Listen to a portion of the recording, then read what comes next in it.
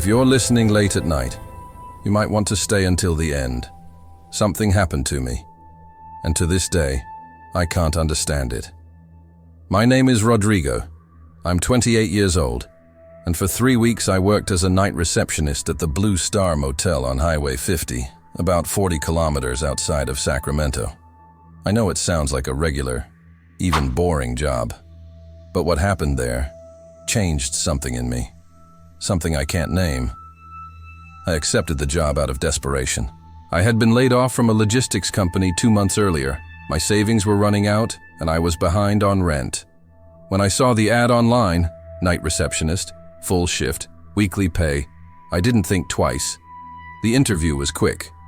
The manager, a fat man named Earl, barely looked at me. He said the last employee had left for personal reasons, and that I would start on Monday. The first night was exactly what I expected. Silence, boredom, and loneliness. The motel was a low, L-shaped building with a faded blue facade and a flashing sign, 12 rooms in total. The reception area was in the corner, a cramped room with a scratched wooden counter, an old computer, a black landline phone, and a chair that creaked with every movement. The fluorescent ceiling light flickered occasionally, making an irritating, buzzing sound. Outside, only the wind battered against the windows and, occasionally, the sound of a truck passing on the road. I spent most of the night browsing on my phone, drinking reheated coffee, and trying not to fall asleep. At 2 in the morning, the motel was completely empty. No guests, no cars in the parking lot, just me, the wind, and that damned buzzing of the light. That's when I heard the phone ring. The sound was loud, shrill, cutting through the silence like a blade. I looked at the clock on the wall, 2:48 a.m. I answered without thinking too much. Blue Star Motel, good evening. Nothing. Just silence on the other end. That kind of silence that feels alive.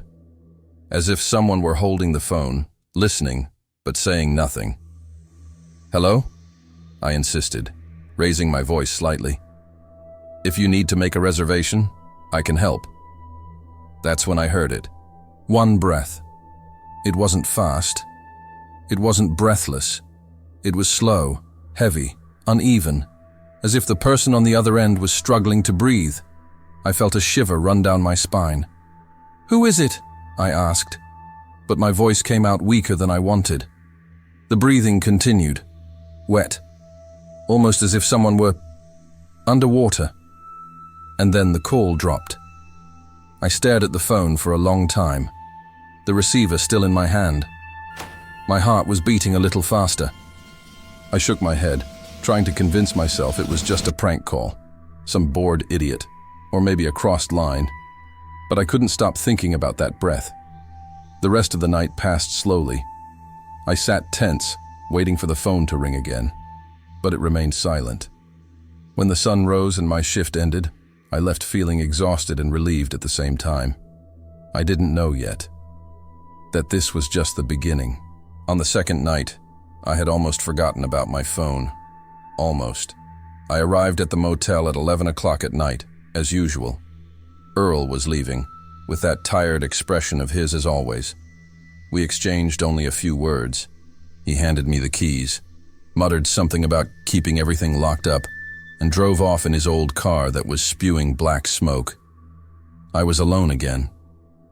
The night was colder than the previous one. The wind was blowing strongly, making the windows vibrate. I turned on the portable heater behind the counter and settled into my chair with my coffee. I put on my headphones and started watching something on my phone to pass the time. But when the clock struck 2:45, I took off my headphones. I don't know why, I just took it off. I stood there, staring at the black phone on the counter, feeling my stomach clench. Don't be an idiot, I thought to myself. It was just a prank. It won't ring again. 2:47. My breathing was faster. I could hear my own heart. 2:48. The phone rang. The sound exploded in the silence of the reception area, and I jumped in my chair. My hand trembled as I picked up the headphones. Blue Star Motel, he said, trying to sound firm. Silence. Then, That breathing. Slow. Heavy. Wet. "Look, I don't know who you are, but this isn't funny," I said, feeling anger mixed with fear. "If you call again, I'll call the police."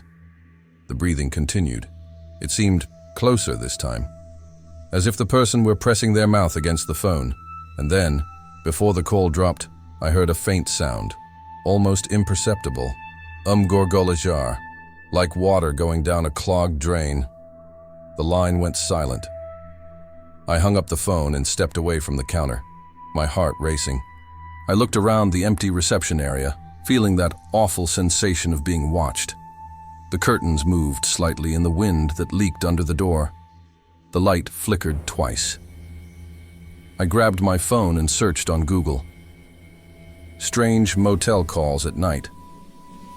I found some forums, vague accounts of night attendants receiving prank calls, nothing that helped me. I tried to calm myself down. It's just someone with too much time on their hands, I thought. It'll get tiring. But he didn't get tired. On the third night, at 2:48 a.m., the phone rang again. This time, I didn't answer. I let it play. Once, twice, 5 times, 10 times. The sound was deafening in that small space. It echoed off the walls, pierced my ears, filled my head. I covered my ears with my hands, but I could still hear it. 15 rings, 20. It wouldn't stop. Finally, I couldn't take it anymore and answered. "What do you want?" I yelled into the phone. The breath was there. It was always there. But this time, I heard something different. A voice. Low, drawn out, almost inaudible. "Room 12. My blood froze. The call dropped. I stood there, holding the phone, feeling my whole body tremble. I looked out the reception window toward the outside corridor that led to the rooms. The doors were all closed. Dark. Silent. Except for one. The door to room 12 had a faint light leaking from underneath. But I knew, you knew, that the room was empty. No one had checked in that night. No one was there. I grabbed the flashlight that was under the counter and took a step toward the reception door. But I stopped. My hand was on the doorknob, but my body refused to open it. Something inside me was screaming, "Don't go there." I went back behind the counter, locked the reception door, and spent the rest of the night awake, staring at that light under the door of room 12. When the sun rose, the light had vanished. I needed to know what was happening, and the following night, I would find out. I arrived at the motel earlier that night.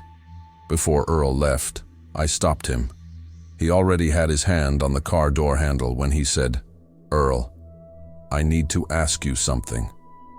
He sighed wearily, as if he already knew what I was going to say. "Room 12, I began. "Is there something wrong with it?" He stood there for a moment. He didn't look at me. He just stood there, his back to me, his hand still on the car door. "Why?" he asked, his voice low. "Because," I hesitated. "Because I keep seeing the light on inside. But nobody's staying here." Earl finally turned around.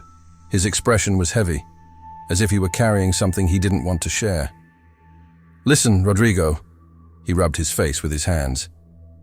"It's been 3 years. A guest died in room 12. They found him drowned in the bathtub.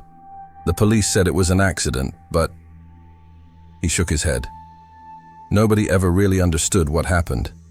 Since then, we haven't rented that room anymore." My stomach churned.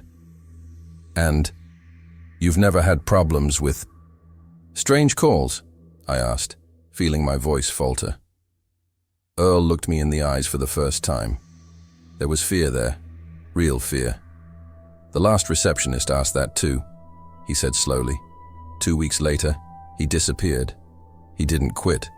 He didn't tell anyone. He simply vanished. He got in the car and drove away without saying anything else. I stood in the empty parking lot as the sky darkened, feeling the cold penetrate my jacket.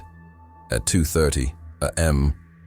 that morning, I was sitting behind the counter, staring at the phone. My plan was simple: not answer, just let it ring and see what would happen. 2:45 a.m. My heart started racing. 2:47 a.m.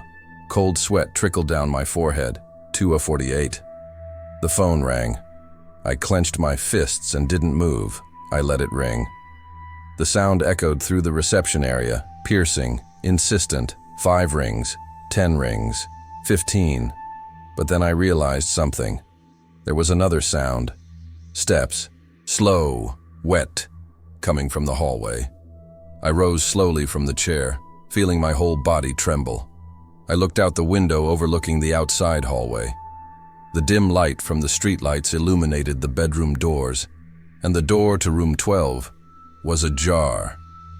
You knew which I had checked. It was locked. It had always been locked. The phone kept ringing. 20 rings, 25. The footsteps grew louder, closer, and then I heard it.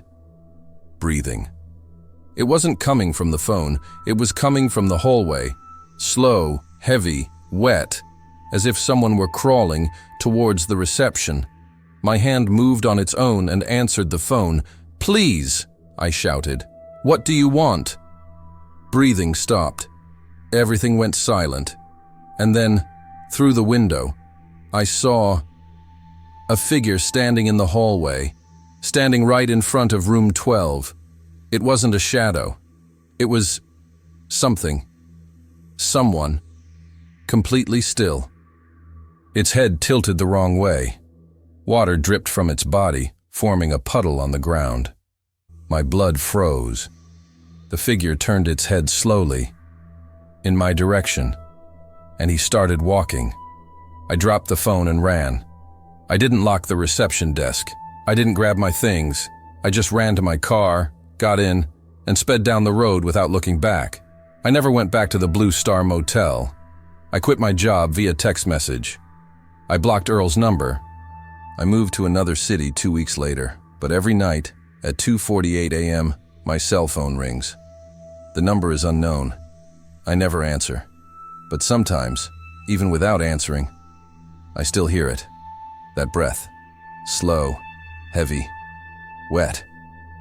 And when I close my eyes, I see that figure in the hallway, still standing still watching me, still waiting.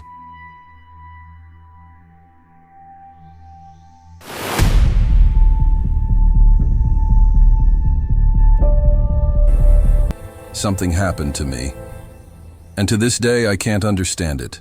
My name doesn't matter. What matters is that I worked as a night receptionist at the Blue Star Motel on a back road near Bakersfield, California. Nothing glamorous. Just an old U-shaped building, 18 rooms with faded red doors, a gravel parking lot in the center, and me, alone, from 10 at night until 6 in the morning. Most nights were pure silence. A few truck drivers would stop for a few hours.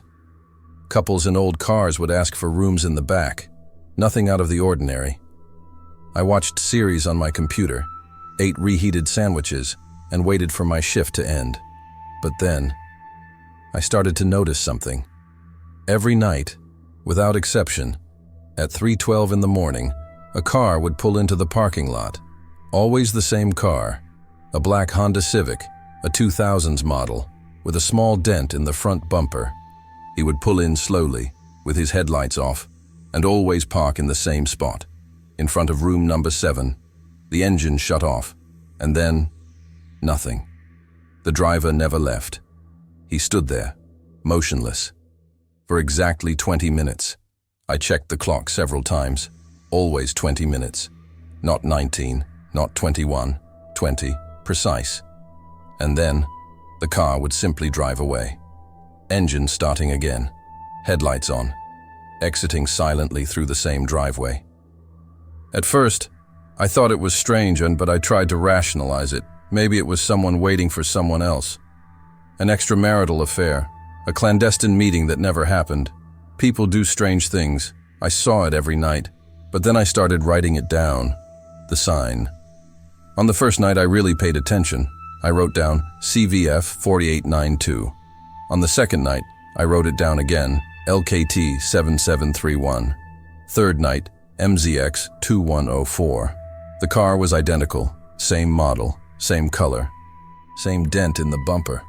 But the license plate was never the same. I tried to see who was inside. The windows were too dark. I could only see a silhouette, motionless, always looking straight ahead, never to the sides, never at me.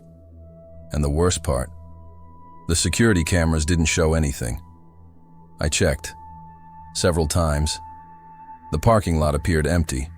No cars, no movement, just the yellow light flashing on the wet gravel.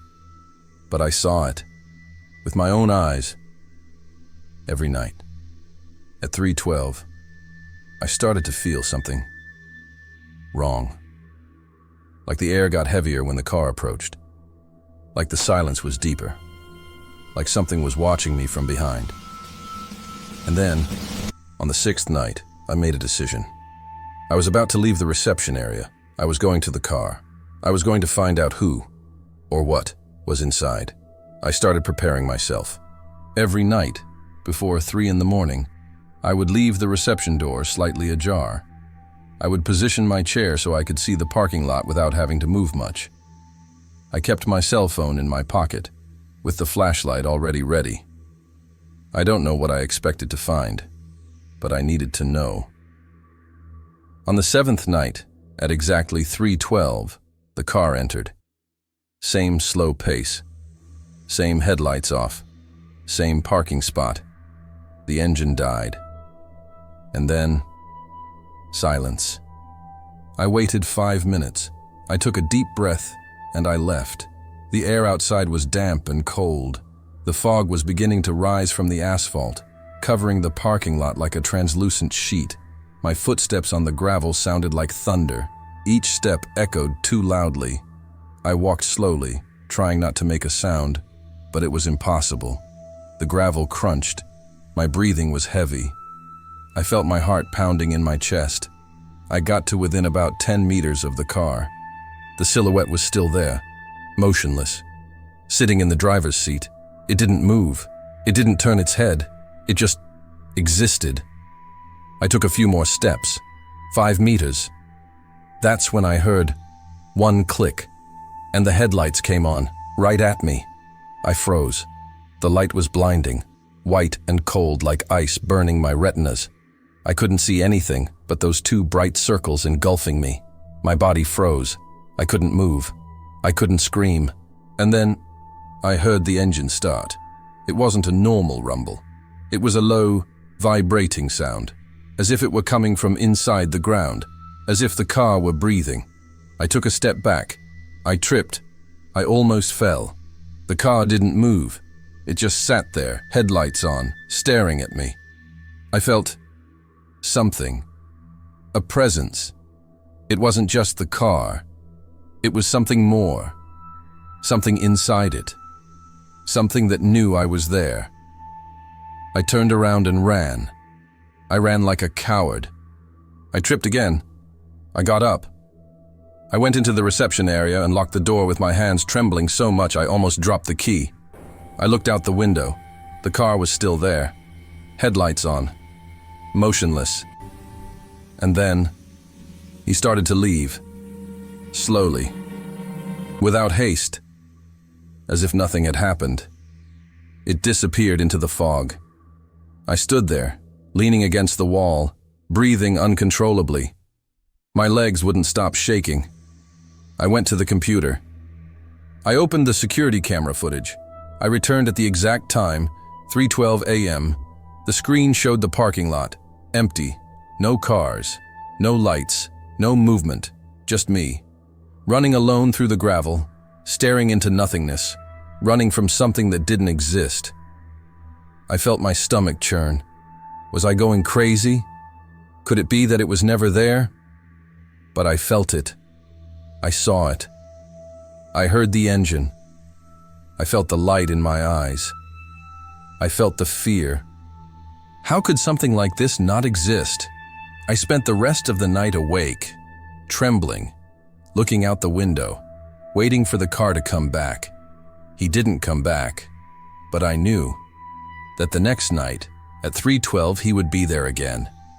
And I also knew something else, that this time, I needed to go into room 7. The next day, I waited until the morning shift arrived. I didn't sleep. I couldn't. I sat in the reception area, staring at room 7 through the fogged-up window, trying to understand what was happening to me. When Sarah, the manager, arrived at 7, I asked about the room. "The number 7, she frowned. "Why?" "Just curious. Does anyone rent it out often?" She was quiet for a moment. Then she sighed. "No. We avoid renting that room." "Why?" Sarah looked at the floor. "About 8 years ago, a man hanged himself in there. He'd rented the room for a week. He said he was expecting someone who never showed up." My blood ran cold. When they found him, his car was still parked in front of the room. Cold engine, keys in the ignition, as if he had just arrived. She looked me in the eyes. It was a black Honda Civic. I couldn't say anything. Sarah shook her head. "Don't pay any attention to those things, okay? They're just stories. The motel has a bad reputation because of that, but it's just a room."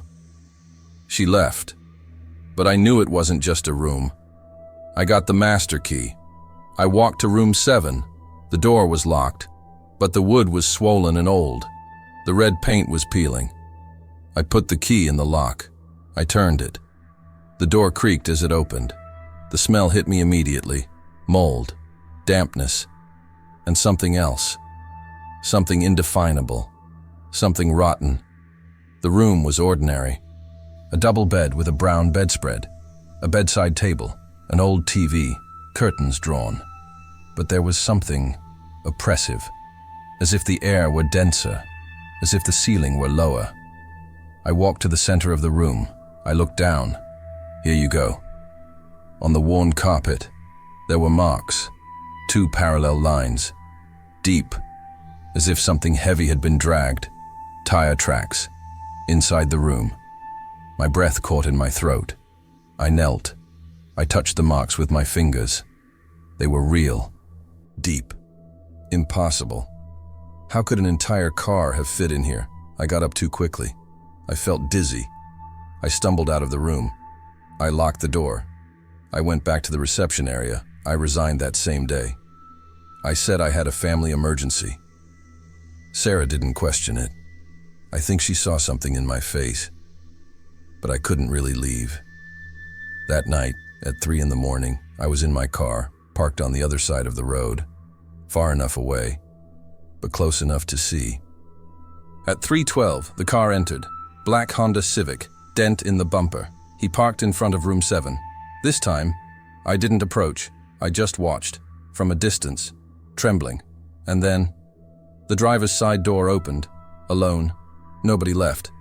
But I saw, through the rear window, illuminated by the yellow lamppost, a silhouette in the back seat, looking directly at me, and I recognized her. It was me. I stepped on the gas. I drove away. I didn't look back.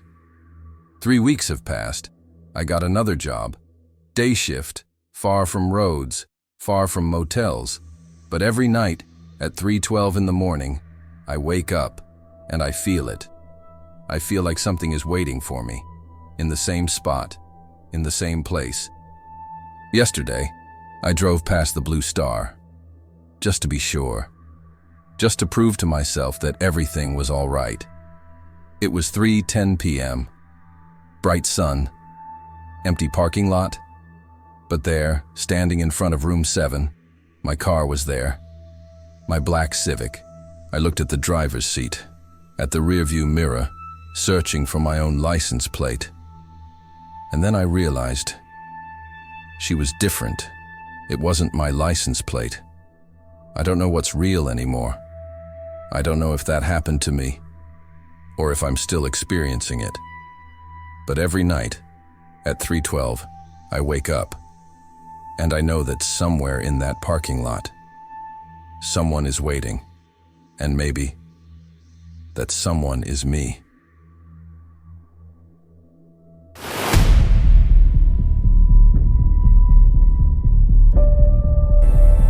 Something happened to me, and to this day, I can't understand it.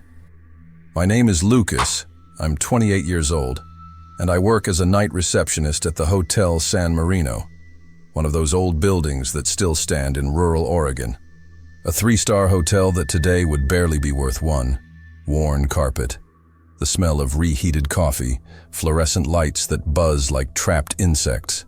The kind of place where nobody stays more than one night, unless they have no choice. I chose to work nights because I can't sleep. I never have been able to. So why waste the hours staring at the ceiling of my apartment? Here, at least, I pretend I have a job. The loneliness is the same, but with a paycheck at the end of the month. He arrived on a Tuesday in October. I was at the reception desk, organizing old index cards that no one used anymore, when I heard the revolving door creak. I looked up and saw a thin man in a gray suit with no luggage, just a leather briefcase under his arm. He walked slowly to the counter, as if he had all the time in the world. He didn't smile. He didn't greet anyone. He simply said, "Room 17. He didn't ask if I was available. He didn't ask for recommendations.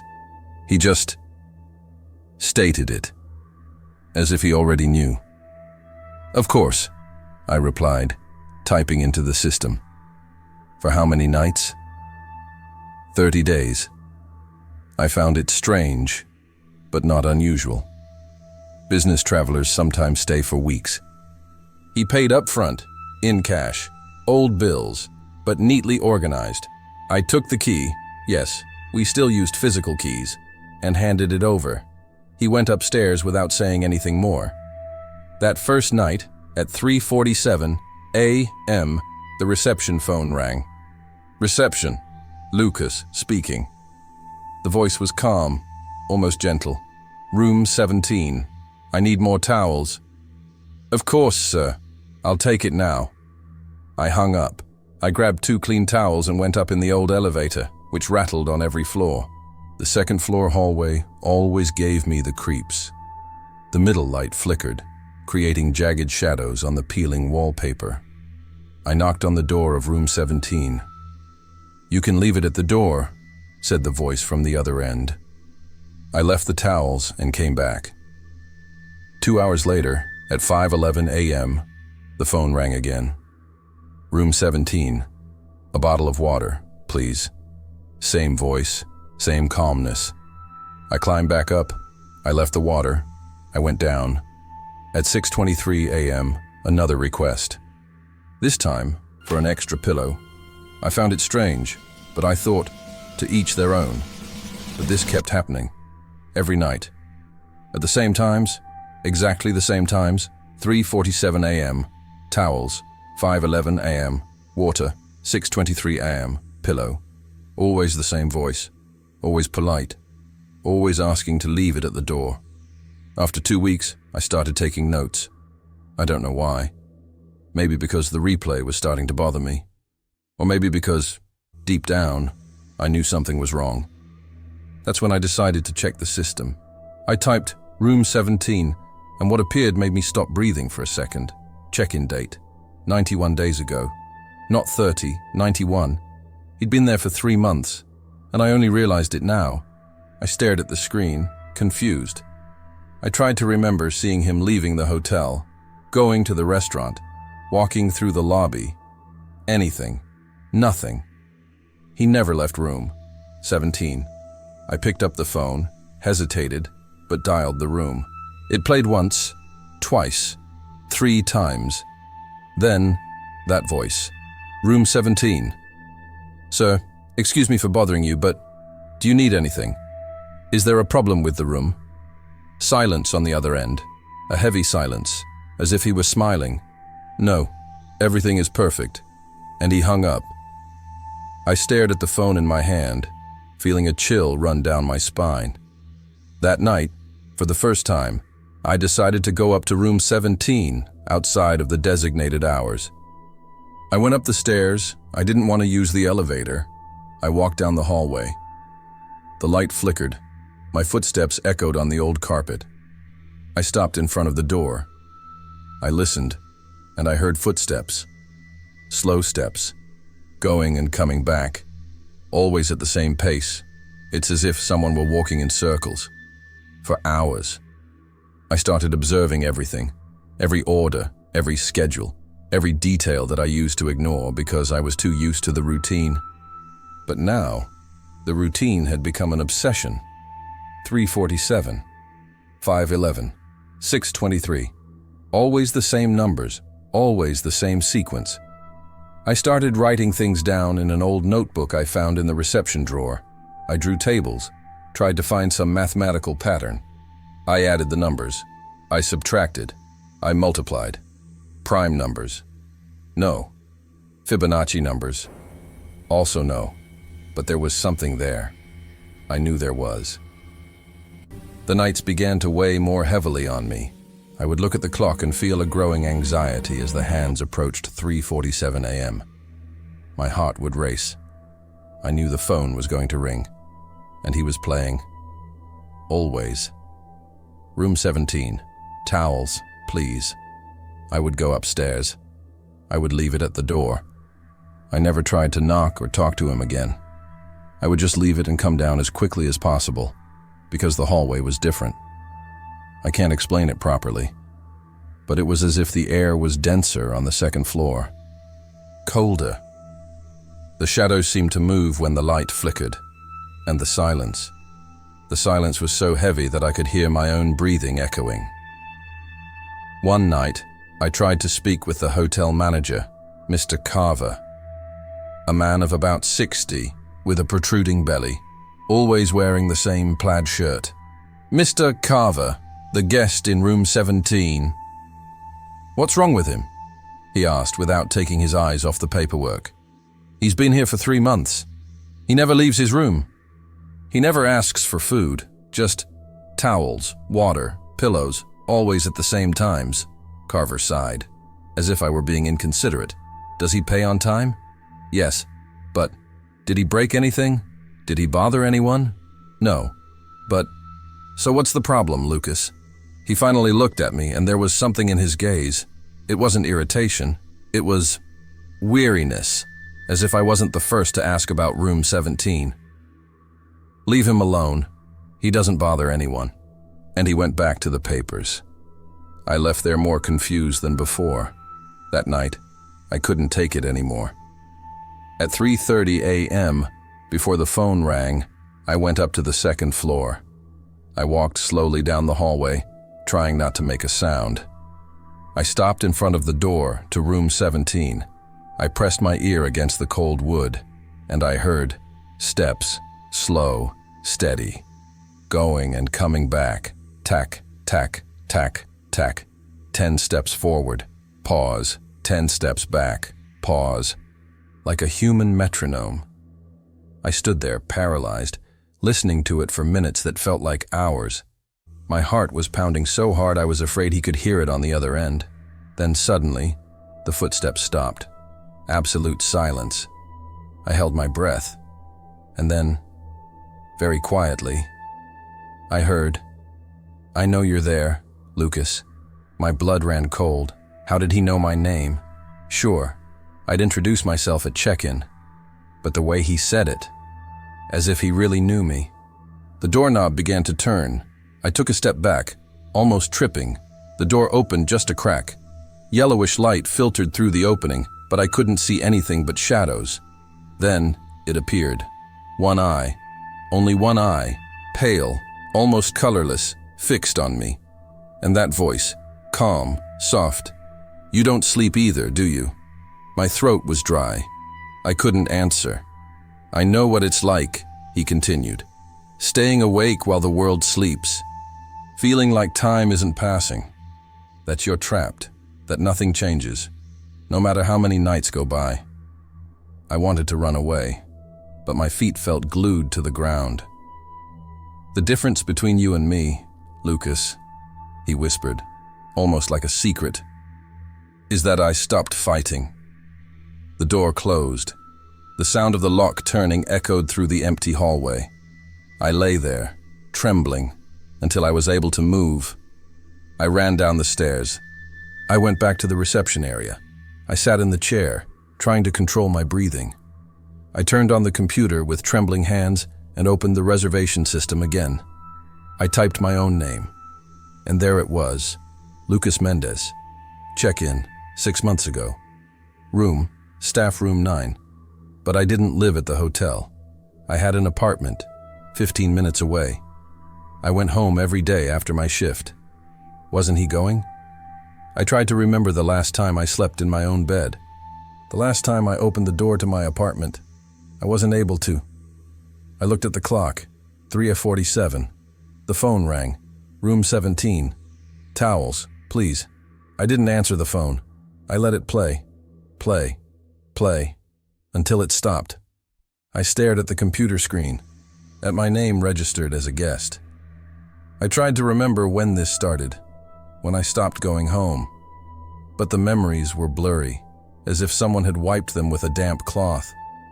I remembered arriving at the hotel, checking in on the system, bringing towels, answering phone calls. But I didn't remember to go out. I didn't remember seeing sunlight. How long had it been since I last saw the sun? I got up from the chair, staggering. I walked to the glass door of the entrance. I placed my hand on the cold surface. It was dark outside. It was always dark. But has it always been dark? I tried to open the door. I pushed. I pulled. Locked. I looked for the key. It wasn't in its usual place. "No," I whispered. "No, no, no." I ran back to the reception area. I rummaged through the drawers. I searched the cupboards. Nothing. The phone rang again. This time, I answered. "Room 17. You didn't bring the towels." "Who are you?" My voice trembled. "What do you want from me?" Silence on the other end. Then, that calm voice. "You know who I am, Lucas. I don't know. I don't, you know. You've always known." I hung up. I threw the phone away, but he played it again, immediately. I didn't answer. He kept playing, until it stopped. And then I heard it. Steps coming from the hallway. Tack, tack, tack. Slowly, going down the stairs. I froze. I looked at the staircase to my left. The lights were flickering, and he was there. On the last step. The slim silhouette, the gray suit. But this time, I managed to see the face, and it was like looking into a distorted mirror. Deep-set eyes, pale, almost translucent skin, hair like mine, but thinner, bony hands. But it was me, or something that used to be me. "Do you understand now?" he said, in that voice that I now recognized as my own. But empty. "This isn't real," I murmured. I'm delirious. I need to sleep." He took a step forward. "You haven't slept in 6 months, Lucas. Just like I haven't slept in 3. And just like the next person won't sleep either."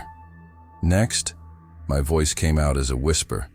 He pointed to the reception desk, to the open register book.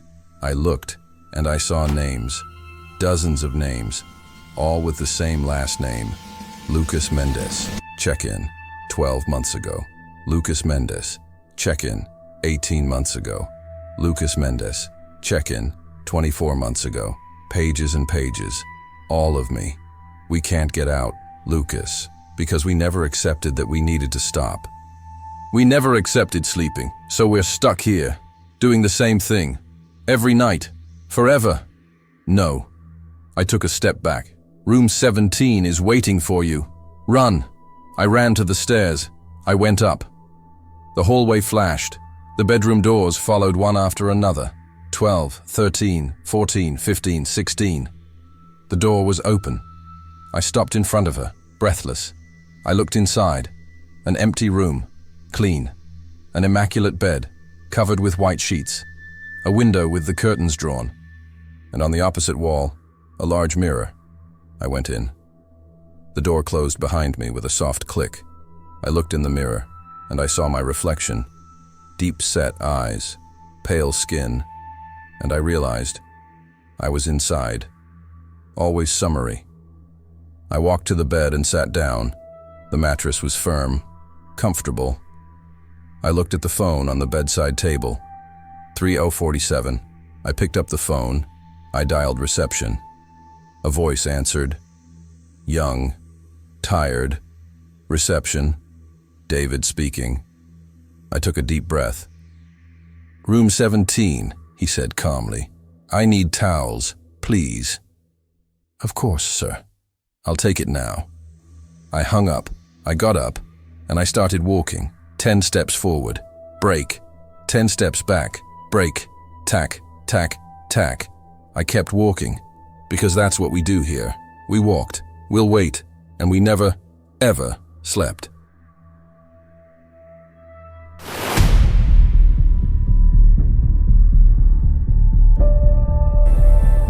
Something happened to me, and to this day, I can't understand it. My name is Daniel. I'm 28 years old. I work, or used to work, as a night receptionist at the Cascade View Motel, a faded 1970s structure nestled on a back road in Oregon, about 40 minutes from anything you could call civilization. I accepted the night shift because I needed it. Recently divorced, chronic insomnia, bank account in the red. It seemed perfect. From 11 p.m. to 7 a.m., alone at reception, checking occasional guests, cleaning the common area, trying not to overthink. The first few weeks were normal. Reheated coffee in the microwave, fluorescent light buzzing above my head, the smell of old mold mixed with cheap disinfectant. Dense silence, broken only by the distant rumble of trucks on the highway. I liked the silence, until you start to notice. It was a Tuesday. Or at least I think it was a Tuesday. I looked at the round, dusty clock hanging behind the counter, 3:47 a.m. I picked up my cell phone to check for messages, 2:33. I blinked. I looked again. The wall clock still read 3:47.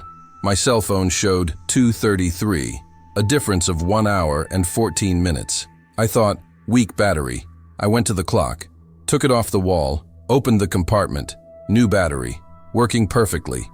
I put it back in, 3:47. I went back to my phone.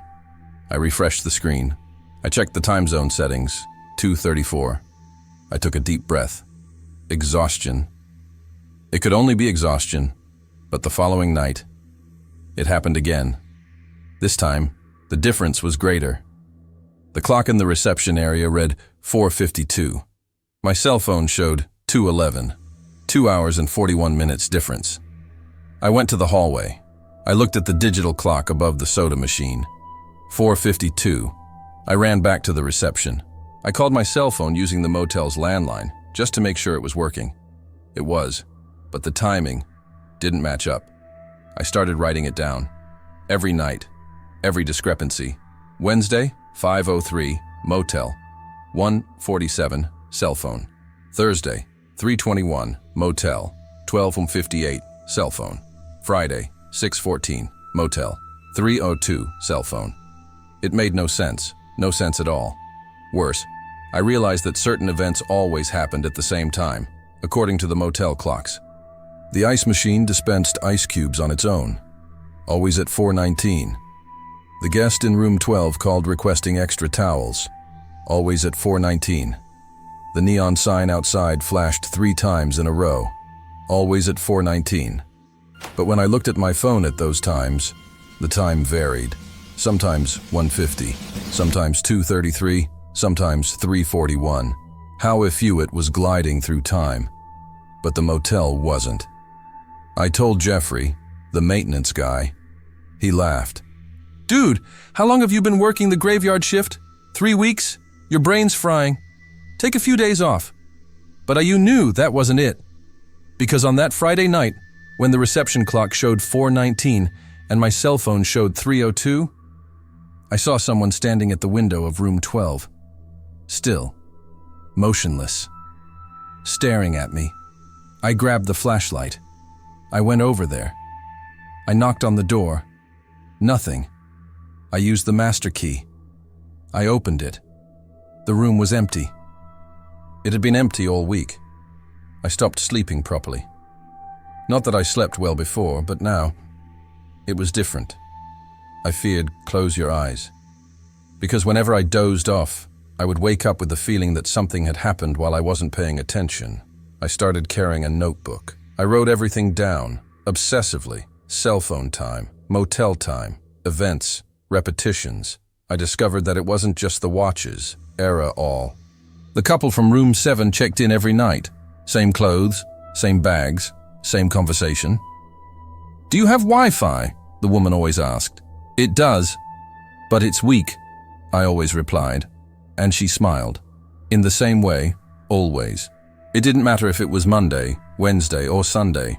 They would show up, always at 1:34 in the morning, according to the motel clock.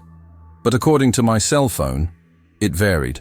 11:50, 12, 2:03. How if they were trapped on a fixed time track, and I was floating on another? I started testing. One night, when the clock struck 4:19, I was waiting. Stopwatch on my phone. Eyes fixed on the ice machine. Silence. So. The noise. Clunk. Clunk. Clunk. Ice cubes falling. All by themselves. I looked at the stopwatch. 2 minutes and 38 seconds had passed. For me. But what about the motel clock? It still showed 4:19. I was late or earlier. I don't know. But the motel remained open on his schedule. That ate me up inside. I started observing everything, every detail, the cracks in the wall, the discount coupons in the reception basket, the hum of the refrigerator in the back. Everything repeated itself. And then, I recognized the voice. Low, distant, coming from the hallway. A conversation. I paused. I listened. I shouldn't be here. I know, but unnecessary. I recognized the second voice. It was at me. I got up slowly. My heart was pounding. I followed the sound to the hallway. It was empty, but two heard. You. I heard my own voice. I went back to the reception area. My hands were trembling. I tried calling Jeffrey. No signal. I tried texting my ex. It didn't send. The clock read 4:47. My cell phone, 1:52. 3 hours difference now. I looked out the window. The road was deserted. Dense fog clung to the asphalt. The motel's neon sign blinked. Once, twice, 3 times. And there, standing under the red light of the sign, you. It wasn't a hallucination. It wasn't tiredness. Era you same jacket, same posture, staring intently at the reception desk. For me, I ran to the door. I opened it. I shouted, "Hey, what are you?" He turned around. He started walking towards the entrance. I stepped back. I locked the door. I heard the footsteps, slow, deliberate. The doorknob turned. It stopped. Silence. I looked through the glass. Nothing. But when I went back to the counter, there was a key on the counter. Key to room 12. And a registration form, filled out. Name, Daniel Kroger. Data to check-in, March 14th, 6 months ago. I didn't remember staying here, but the handwriting was mine. I held the card with both hands. The paper was yellowed, old, but the ink was fresh. My fingers were shaking so much that I almost tore the paper. March 14th. 6 months ago, I was still married. I still lived in Portland. I still had a normal life, but there it was. My name, my handwriting, my signature, room 12. I stood up slowly. The reception area was completely silent. Not even the hum of the refrigerator, not even the creaking of the wind. Nothing. only the sound of my own breathing. I picked up the key. I weighed it in my hand, cold, real. I walked to the hallway. Each step echoed differently, as if the ground were hollow, as if I were walking on something that shouldn't exist. I stopped in front of the door to room 12. I put the key in the lock. Gray. Click. I pushed the door open. The room was busy. Bed unmade, suitcase open on the floor, clothes thrown on a chair, my clothes, my suitcase. I entered slowly. The air was thick. It smelled of old sweat and something else. Metallic. Rust. There was a notebook on the bedside table. Shelter. My handwriting. My calligraphy. But the words. I can't get out. I always come back. Always 419. Always the hallway. Always the reception area. He sees me. He knows. But he still doesn't understand. I'll turn the page. I'm trapped. The clock doesn't lie. I'm the one who's wrong. I'm the one who shouldn't be here. But how do you get out of a place that's already swallowed you whole? I felt nauseous. I threw the notebook away. I looked at the digital clock on the nightstand. 4:19, my cell phone. 4:19. They were hitting each other. For the first time in weeks, their schedules matched. And then I heard it. Footsteps. In the hallway. Slow, deliberate. Loss, loss, loss. I turned towards the doorframe. He was there. UI was there. Standing. Motionless. Staring at me. His eyes. His eyes. They were sunken. Empty. As if he hadn't slept in months. He opened his mouth. You shouldn't have come back. My voice. But hoarse. Broken. I work here, I whispered. He shook his head. Slowly. No. It was left here. And now, you can't get out. I took a step back. I hit the bed. That doesn't make sense. You checked in. March 14th. After the fight with her. You drove all night. You were exhausted. You stopped here. Room 12. You said you were only going to rest for one night. He took a step into the room. But you never left. I left. I went back to Portland. No. He thought. He left. But time here doesn't work like it does outside. You're stuck. And every shift you work, it's the same night. Again, and again, and again. I felt the ground disappear beneath me. No, that is... He reached out his hand. He pointed to the mirror above the dresser. I'll come. In the reflection. I saw it. I was wearing my receptionist uniform. My name tag was on my chest. But behind me, there was no room. There was a reception area. The counter. The clock. The fluorescent light. I looked down. I was still in room 12. But in the mirror, I was behind the counter. You're not leaving, he repeated, because you never came in. You've always been here. Run. I walked down the hallway. The reception area. The front door. The road was empty. Dense fog. No cars. No lights. I started running down the highway. Feet pounding on the asphalt. Lungs burning. I ran until my legs gave out. I fell. I raised my head. The sign for the Cascade View Motel shone brightly in front of me, as if I'd never left. I went back to the reception area. I sat down behind the counter. The clock read 4:19. My cell phone, too. Now they always hit. I accept. I'm going to work tonight. And tomorrow. And then, because it doesn't matter how many times I try to leave, I always come back. Always at 4:19. If you work the night shift, tell me where. And if you've ever been through something similar, you already know what to do.